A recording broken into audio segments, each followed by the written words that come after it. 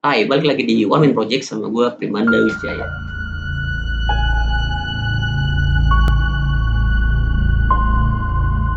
Yang kali ini bakal gue bahas adalah 10 cerita misteri legendaris paling fenomenal di Indonesia. Padang 12, Kota Gaib di Ketapang, Kalimantan. Cerita misteri yang satu ini memang legendaris. Bukan hanya masyarakat Kalimantan saja yang mengetahui kisah-kisah mistis Padang 12. Kota gaib yang menceritakan sangat makmur ini bisa ditemukan setelah kita menempuh perjalanan sekitar 30 menit dari kota Pontianak ke arah Ketapang. Banyak masyarakat yang meyakini Padang 12 ini tentu saja kasat mata alias tidak terlihat. Berarti bisa dibilang fiktif ya, atau fiksi ya, hayalan kita aja. Namun beberapa masyarakat yang mempunyai kemampuan khusus menceritakan Padang 12 adalah sebuah kota bersih yang indah. Menurut warga sekitar pun, makhluk gaib yang tinggal di Padang 12 sering berbelanja atau adanya transaksi jual beli di pasar sekitar. Tapi menurut gue ya nggak logik sih ya, tapi itu tadi keterbatasan kemampuan orang kan beda-beda.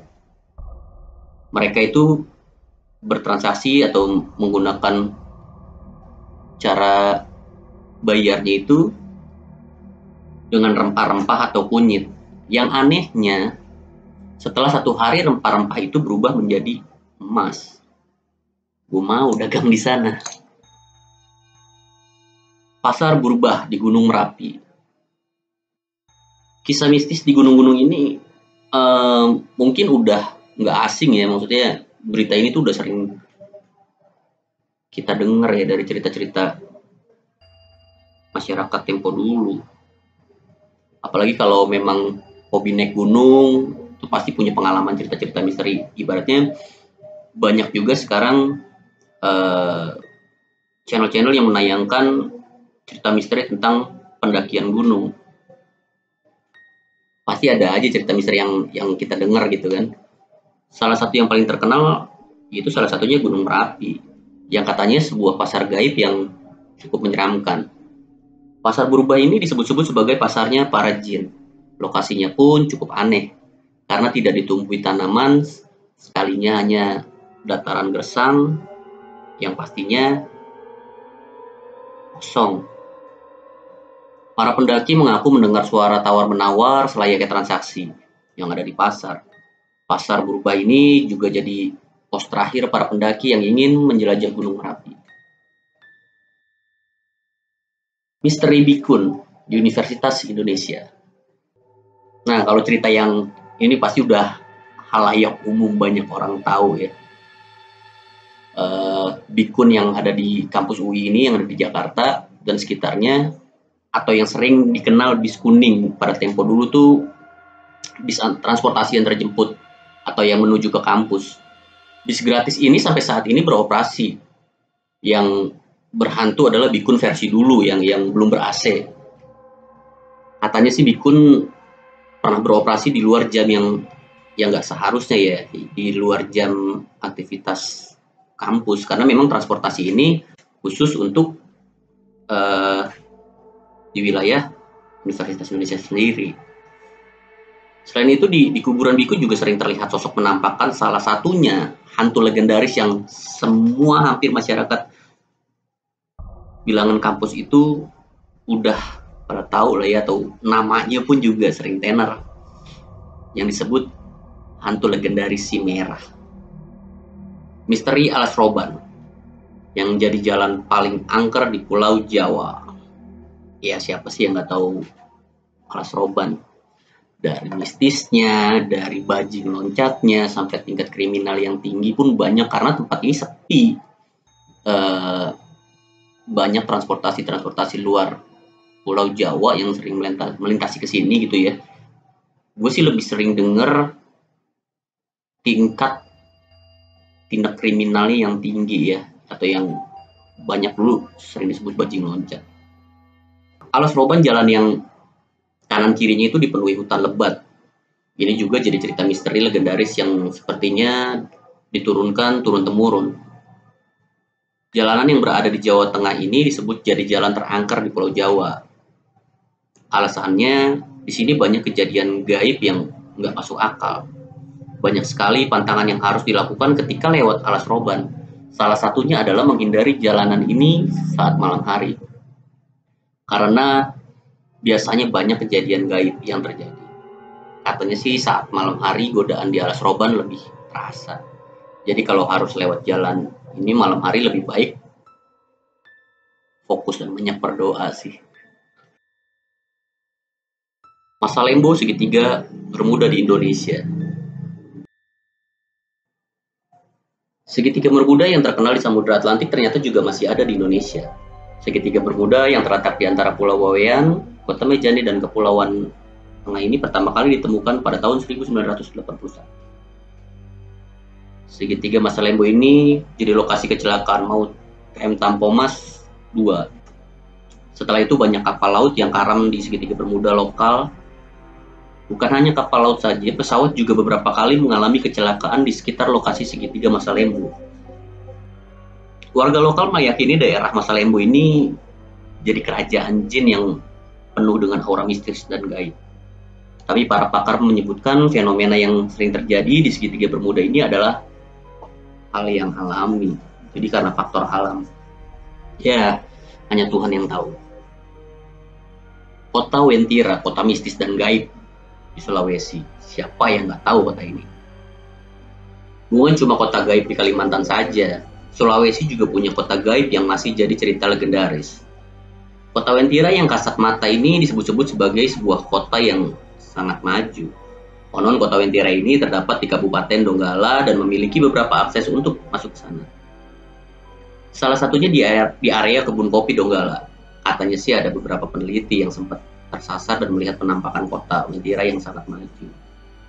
Ya, kalau penampakan mungkin hampir di seluruh Indonesia, masyarakat kita meyakini hal seperti itu ada. Ya, seperti itu. Menara Saidah di Jakarta yang penuh misteri.